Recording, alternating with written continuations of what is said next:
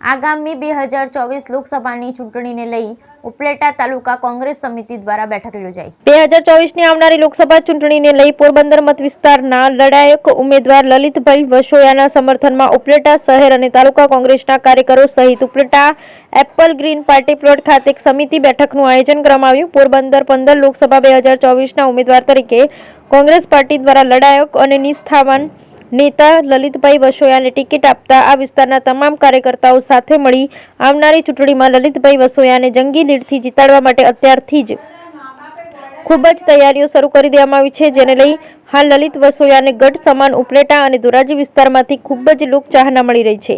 તો આજ રોજ ઉપલેટા શહેર અને તાલુકાના તમામ કાર્યકરો દ્વારા એક સમિતિની બેઠકનું આયોજન કરવામાં આવ્યું હતું અને આ વિસ્તારના તમામ બુથ વાઇઝ કાર્યકરોને જવાબદારી સોંપવામાં આવી હતી। બ્યુરો રિપોર્ટ વિપુલ ધામેચા, ઉપલેટા।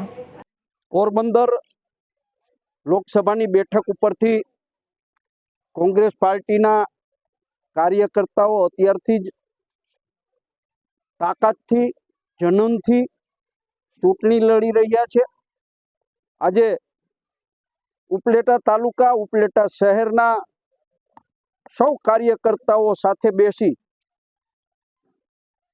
અને ચૂંટણી વ્યવસ્થાના ભાગરૂપે અમે સૌ મળ્યા છીએ।